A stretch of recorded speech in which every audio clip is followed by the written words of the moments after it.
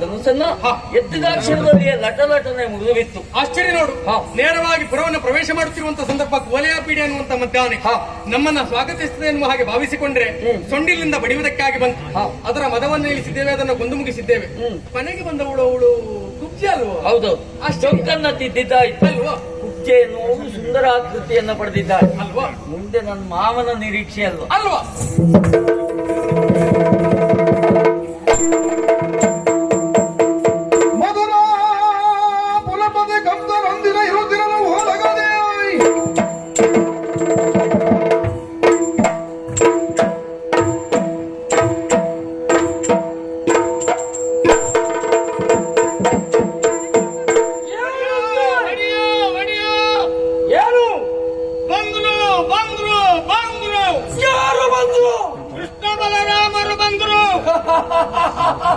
ಬರಬೇಕವರು ಬರುತ್ತಾ ಬೀದಿಯಲ್ಲಿ ರಾಜ ರಜಕನನ್ನ ಕೊಂದ್ರು. ಆಮೇಲೆ ವಲಯ ಪೀಡೆ ಮಾನೆಯನ್ನ ಸೀಳಿದರು. ಆಮೇಲೆ ಉಜ್ಜೆಯ ಡಂಕನ್ನ ತಿದ್ದಿದರು. ಆಮೇಲೆ ಶಸ್ತ್ರಾಗಾರವನ್ನ ಪ್ರವೇಶ ಮಾಡಿ ಪೂಜಿಸಿ ತಬಿಲನ್ನ ಮುರಿದ್ರು. ಇಲ್ಲಿಗೂ ಬಂದ್ರು, ಇಲ್ಲಿಗೂ ಬಂದ್ರು.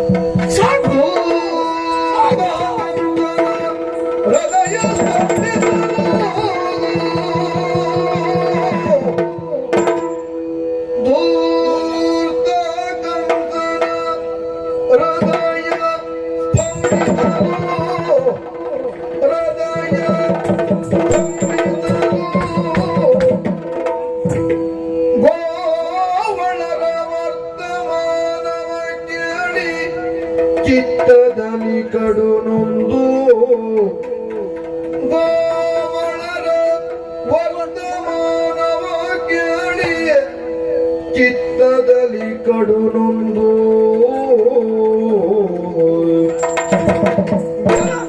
ಬರಿಸಿದೆ ಏಕೆ ಶಿವ ಶಿವ ಬರಿಸಿದೆ ಏಕೆ ಶಿವ ಶಿವ ಶಿವ ಶಿವ ಶಿವ ಶಿವ ಅದ್ಭುತವು ಅದ್ಭುತವು ಪ್ರತಿಗಳು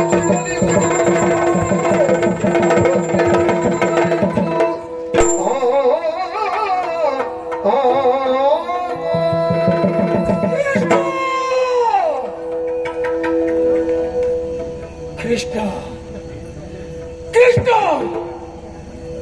ಯಾಕೆ ಯಾಕೆ ಭಯ? ಯಾವ ಕೃಷ್ಣನನ್ನ ಕರೆಸಿ ಕೊಲ್ಲಬೇಕು ಎನ್ನುವುದಾಗಿ ಭಾವಿಸಿದ್ದರು ಅದೇ ಕೃಷ್ಣ ಅಲ್ಲವೇ ಬರುತ್ತಾ ಇದ್ದಾರೆ ಅಂತ ಹೇಳಿದ್ದು? ಅದೇ ಕೃಷ್ಣ ಅಲ್ಲವೇ ಮಥುರೆಯಿಂದ ಹೊಕ್ಕಿದ್ದು? ಆದರೆ ಬಂದ ಕೃಷ್ಣನನ್ನ ಕಂಡು ನಾನು ಸಂತೋಷಿಸಬೇಕಿತ್ತು. ಯಾಕೆ? ಮೃತ್ಯುವನ್ನ ಕೊಲ್ಲುವುದಕ್ಕೆ ಸಿದ್ಧರಾದವ ನಾನು. ಆದರೆ ಭಯ, ಇದು ಇವತ್ತಿನ ಭಯ ಅಲ್ಲ. ಯಾವ ಕಾಲಕ್ಕೆ ಅಶರೀರವಾಣಿಯನ್ನ ಕೇಳಿದರು ಆ ಕಾಲಕ್ಕೆ ಆರಂಭವಾದ ಭಯ. ಯಾವ ಕಾಲಕ್ಕೆ ಕೃಷ್ಣನ ಹುಟ್ಟು ತಿಳಿಯಿತು ಆಗ ಹೆಚ್ಚಾದ ಭಯ. ಪ್ರಪಂಚವೇ ನಡುಗಿದ ಅನುಭವ. ನಡುಗುತ್ತಾ ಇದ್ದದ್ದು ಪ್ರಪಂಚ ಅಲ್ಲ, ಕೌಸಲ ಹೃದಯ. ಏನು ಮಾಡಲಿ? ವ್ಯರ್ಥ ಭರಿಸಿದರೆ ದಾರಿಯಲ್ಲಿ ಹೋಗುವ ಮಾರಿಯಂತ ಮನೆಗೆ ಕರೆಸಿದರೆ ಇಲ್ಲ ಇಲ್ಲ, ಮುಗಿಯಲೇಬೇಕು. ಕೌಸಲ ಬದುಕಿನಲ್ಲಿ ಕೃಷ್ಣನ ಅಧ್ಯಾಯ ಮುಗಿಯಲೇಬೇಕು. ಇನ್ನು ಎಷ್ಟು ಕಾಲ ಭಯದಿಂದ ಕಳೆಯಲಿ? ಒಂದೋ ಕೃಷ್ಣ ಅಥವಾ ಕಂಸ. ಅಲ್ಲ ಅಲ್ಲ ಅಲ್ಲ, ಕಂಸ ಅಥವಾ ಕೃಷ್ಣ, ಇಬ್ಬರಲ್ಲಿ ಒಬ್ಬರೇ ಉಳಿಯಬೇಕು. ಹಾಗೆ ಉಳಿಯಬೇಕು ಅಂತಾದ್ರೆ ಈ ರಾತ್ರಿ ಕಳೆಯಬೇಕು. ಕಳೀತೇನೆ ಕೃಷ್ಣ, ನಿನಗೆ ಮದ್ದರೆಯುತ್ತೇನೆ. ಮೃತ್ಯು ನಿನ್ನೊಂದೇ ಕೊಲ್ಲುತ್ತೇನೆ.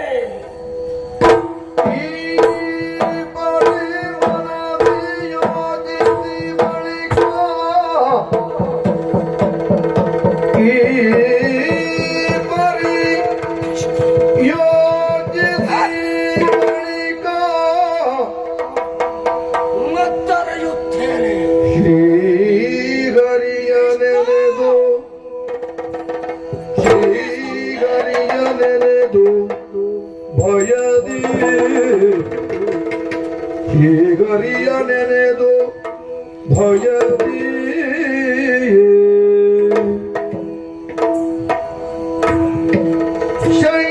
ಶಯ್ಯಾಗದಿ ಮಲಗಿರಲು. ಹರ ಹರ ಹರ ಹರ ಶಂಭೋ ಮಹಾದೇವ. ಶಯ್ಯಾಗದಿ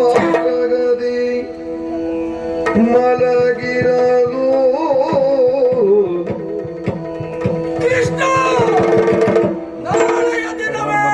ಕೊನೆಯ ದಿನ, ಸೂರ್ಯೋದಯ, ಕಂಸನ ಬದುಕಿನ ಹೊಸ ದಿನ. ಶಯ್ಯಾಗದಿ ಮಲಗಿರಲು ಸರಿರಾತ್ರಿ ಸರಿದಿರಲು,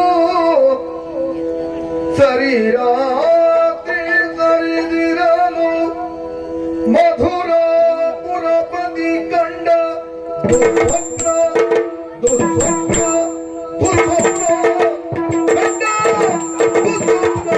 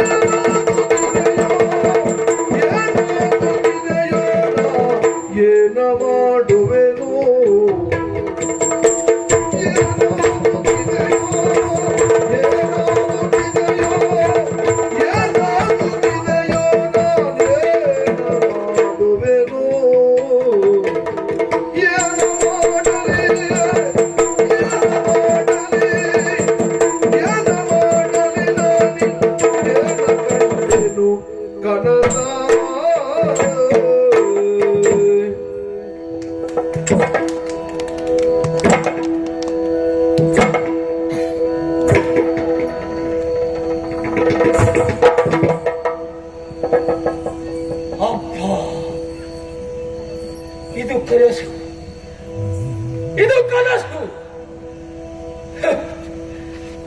ಯಾವತ್ತು ಕನಸು ಸುಖವನ್ನ ಕೊಡಬೇಕಂತೆ, ಆದರೆ ಕಂಸನಿಗೆ ಕನಸು ಭಯವನ್ನ ಕೊಡ್ತಾ ಉಂಟು. ಎಂದೋ ಹುಟ್ಟಿದ, ಹೇಗೋ ಬೆಳೆದ ಕನಸು ನನಸಾಗಿ ಬರ್ತಾ ಉಂಟು. ಆ ನೆನಸು ಮತ್ತೆ ಕನಸಾಗಿ ಕಾಡ್ತಾ ಉಂಟು. ಅಯ್ಯೋ ಅಯ್ಯೋ ಅಯ್ಯೋ, ಏನು ಮಾಡಲಿ ಏನು ಮಾಡಲಿ? ಕೃಷ್ಣ, ನಿನ್ನನ್ನ ಸಾಯಿಸ್ತೇನೆ ಅಂತ ಹೇಳಿದ ನಾನು ಪ್ರತಿ ದಿನವೂ ಪ್ರತಿ ಕ್ಷಣವೂ ಸಾಯುತ್ತಾ ಇದ್ದೇನೆ. ಇಲ್ಲ ಇಲ್ಲ, ನಾನು ಸಾಯಬಾರದು. ನಾನು ಒಗೆದ ಹಾಗೆ ಎಲ್ಲವೂ ಆದೀತೆ. ಅದೇ ಹೌದು ಅಂತಾದ್ರೆ ಇಂಥದ್ದೊಂದು ಕನಸು ಬಿದ್ದೀತೆ. ನಾನು ಕಂಡ ಕನಸು ಎಂತ ಕನಸು, ಎಂತ ಕನಸು!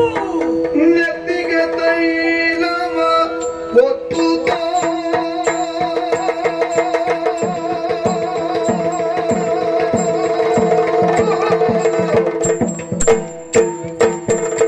ನೆತ್ತಿಗೆ ತೈಲವ ಒತ್ತುತ್ತ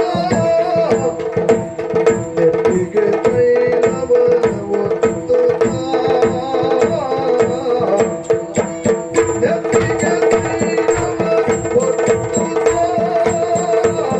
ನೆತ್ತಿಗೆ ತೈಲವ ಒತ್ತುತ್ತ ನೆತ್ತಿಗೆ ತೈಲವನೊತ್ತುತ್ತ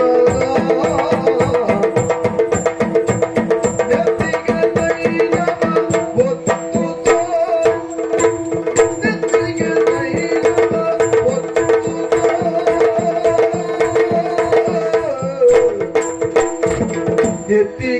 ತೈಲವ ಒತ್ತುತ್ತ ನೆತ್ತಿಗೆ ತೈಲವ ಒತ್ತುತ್ತ ನೆತ್ತಿಗೆ ತೈಲವ ಒತ್ತುತ್ತ ಮೃತ್ತಿಗೆ ಲೇಪಿಸಿ ತನುವಿಗೆ ಮೃತ್ತಿಗೆ ಲೇಪಿಸಿ ತನುವಿಗೆ ಮೃತ್ತಿಗೆ ಲೇಪಿಸಿ ತನುವಿಗೆ ಮೃತ್ತಿಗೆ ಲೇಪಿಸಿ ತನುವಿಗೆ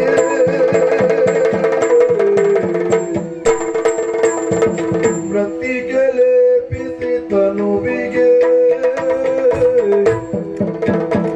ಮೃತ್ತಿಗೆ ಲೇಪಿಸಿ ತನುವಿಗೆ ಮೃತ್ತಿಗೆ ಲೇಪಿಸಿ ತನುವಿಗೆ ಮೃತ್ತಿಗೆ ಲೇಪಿಸಿ ತನುವಿಗೆ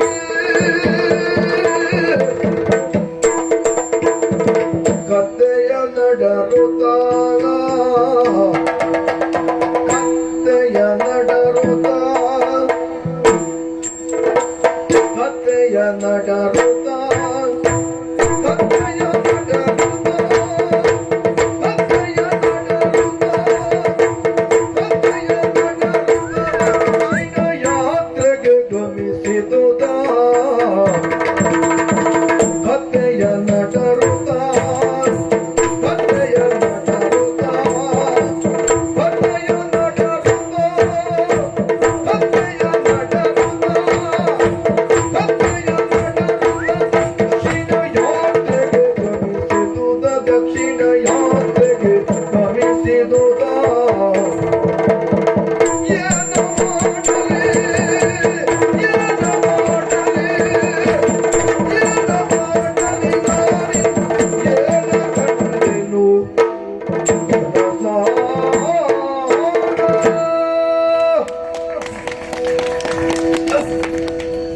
ಕಂಡ ಕನಸು ಇದು ಸಂತೋಷಕ್ಕಲ್ಲ, ಇದು ಭಯಕ್ಕೆ.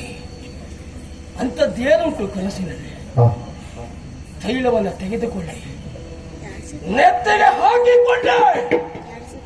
ಹೊಸತ ಹೊಸತ ಹೊಸತಲ್ಲ, ಆದರೆ ಇವತ್ತು ಹೊಸತು. ತೈಲವನ್ನು ಮೈಗೆ ಹಾಕಿಕೊಳ್ಳುವುದು ಹೊಸತಲ್ಲ, ಇವತ್ತು ಹೊಸತು. ಯಾಕೆ? ಯಾವತ್ತು ದೇಹಕ್ಕೆ ತಂಪನ್ನು ಕೊಡುವಂತಹ ತೈಲ ಇವತ್ತು ಜಾರುವ ತೈಲ ಅಂತ ಅನ್ನಿಸ್ತಾ ಉಂಟು. ಹಾಗಿದ್ರೆ ಕಂಸ ಬದುಕಿನಲ್ಲಿ ಜಾರ್ತಾ ಇದ್ದಾನೆ. ಮುಂದೆ ಮಣ್ಣನ್ನು ತೆಗೆದು ಮೈಗೆ ಲೇಪಿಸಿಕೊಂಡು ಕತ್ತೆಯ ಮೇಲೆ ಕುಳಿತು ದಕ್ಷಿಣಾಭಿಮುಖವಾಗಿ ಸಾಗುತ್ತಾ ಇದ್ದೆ. ಅಂದ್ರೆ ಮಣ್ಮಯವಾಗಿರುವಂತಹ ಶರೀರ ಹೊರಗೆ ಮಣ್ಣಲ್ಲಿ ಮಣ್ಣಾಗಿ ಹೋಗುವುದು. ಹೌಸ, ನೀನು ಮಣ್ಣಲ್ಲಿ ಮಣ್ಣಾಗಿ ಹೋಗುವ ಕಾಲ ಬಂತು. ಅದರ ಅರ್ಥ ಇದಾಗಿರಬಹುದು. ಹೀನತೆಯ ಪ್ರತೀಕ ಕತ್ತೆ. ನಾನು ಮಹಾರಾಜ ಕತ್ತೆಯ ಮೇಲೆ ಕುಳಿತುಕೊಂಡೆ ಅಂತಾದ್ರೆ ಹೀನ ಬದುಕನ್ನು ನಡೆಸಿದ ನೀನು ಹೀನವಾಗಿ ಕತ್ತೆಯ ಮೇಲೆ ಕುಳಿತಿದ್ದಿ. ಇದರ ಅರ್ಥ ಇದಾಗಿರಬಹುದು. ದಕ್ಷಿಣ ಯಾತ್ರೆ. ಯಾವುದು ದಕ್ಷಿಣ ಯಾತ್ರೆ? ಅದು ಮೃತ್ಯುವಿನ ಯಾತ್ರೆ. ಯಮನ ಸದನ, ಯಮನ ಮಂದಿರ ಇರುವುದು ದಕ್ಷಿಣ ದಿಕ್ಕಿನಲ್ಲೂ. ಹೌಸ, ಬದುಕಿರುವುದಕ್ಕೂ ಹೀನನಾಗಿರುವಂತಹ ನೀನು ಹೀನನಾಗಿ ಬಾ ನನ್ನ ಮನೆಗೆ. ಯಮ ಕರೆಯುತ್ತಾ ಇರಬಹುದು. ಇಲ್ಲ ಇಲ್ಲ ಇಲ್ಲ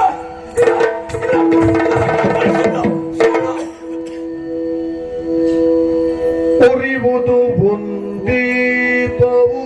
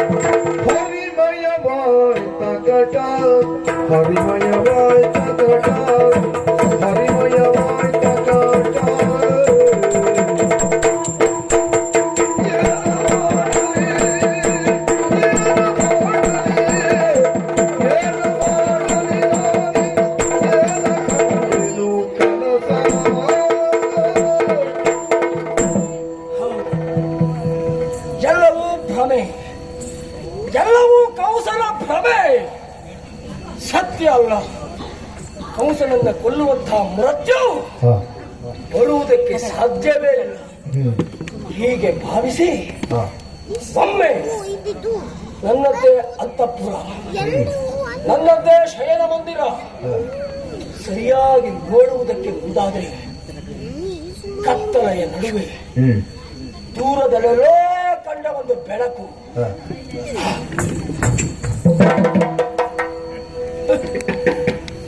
ಕತ್ತಲಿನಲ್ಲಿದ್ದವ ಬೆಳಕನ್ನ ಕಂಡಾಗ ಸಂತೋಷ ಪಡಬೇಕು, ಸಂಭ್ರಮ ಪಡಬೇಕು.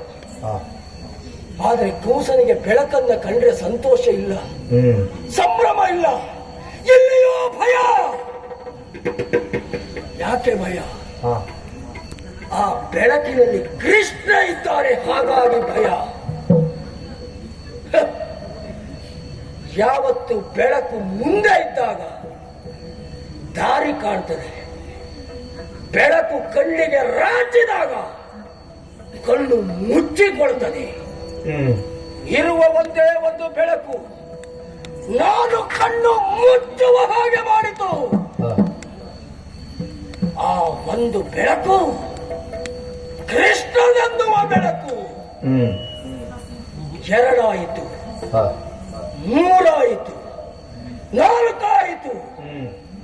ಅರಮನೆ ಎಲ್ಲವ ಈಕ್ಷಿಸೆ ಬೆಳಕು ಬೆಳಕು ಕೃಷ್ಣನೆನ್ನುವ ಬೆಳಕು.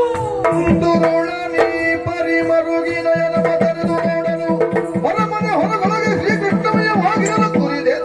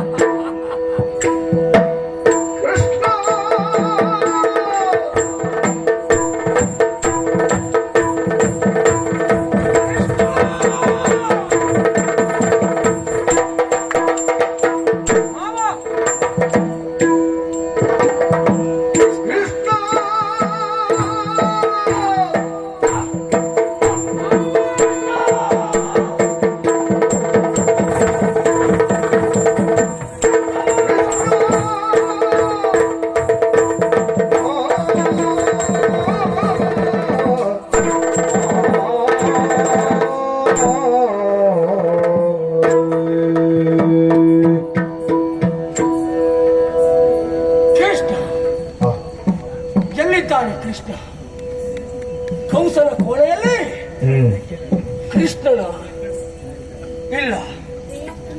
ಆದರೂ ಭ್ರಮೆಯಾಗಿ ನನ್ನ ಎದುರಿಗೆ ಬಂದ. ಆ ಭ್ರಮೆಯನ್ನು ಕೊಲ್ಲುವುದಕ್ಕೆ ಮುಂದಾದೆ.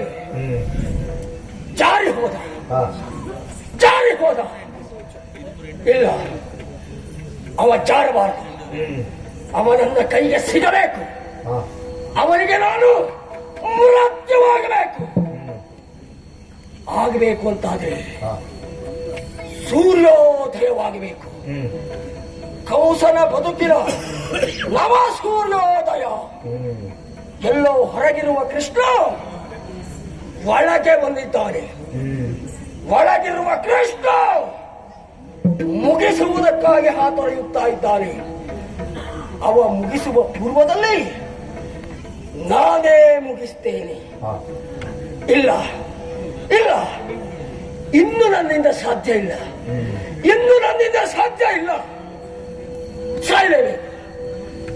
ಸಾಯಲೇಬೇಕು. ಆ ಕೃಷ್ಣ ಸಾಯಲೇಬೇಕು.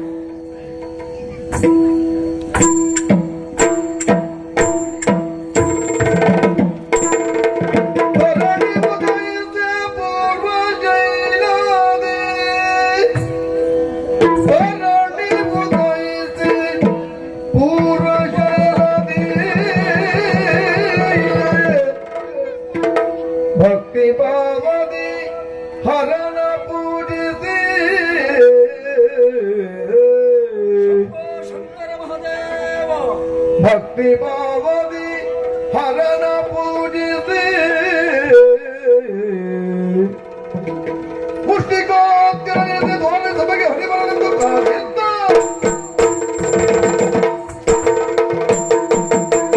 ನಾನು ಬಯಸಿದ ಸೂರ್ಯೋದಯ ಅಂತೂ ಆಗಿದೆ. ನನ್ನ ಆರಾಧ್ಯ ದೈವ ಪರಮೇಶ್ವರನನ್ನು ಮನಸ ಪೂಜಿಸಿದ್ದೇನೆ. ದ್ವಾರದ ಹೊರಗಾಗಿ ಬಂದಿರುವಂತಹ ಕೃಷ್ಣನು ಒಳ ಬರಬಾರದು ಎನ್ನುವ ಕಾರಣಕ್ಕಾಗಿ ಚಾಣೂರ ಮುಷ್ಟಿಕರನ್ನ ಕರೆದು ಮುಗಿಸುವುದಕ್ಕಾಗಿ ಆಜ್ಞೆ ಮಾಡಿದ್ದೇನೆ.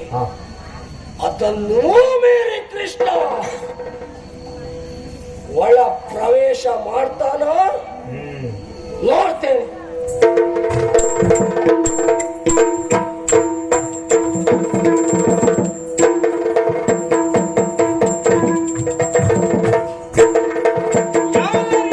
ಅವಕಾಶವನ್ನು ಬಳಸಿಕೊಂಡು ನೇರವಾಗಿ ನಾವು ಹೊರಟು ನಿಂತದ್ದು ಹೌದು. ಮಾವನ ಆಸ್ಥಾನವನ್ನು ಸೇವೆ ಇದೇ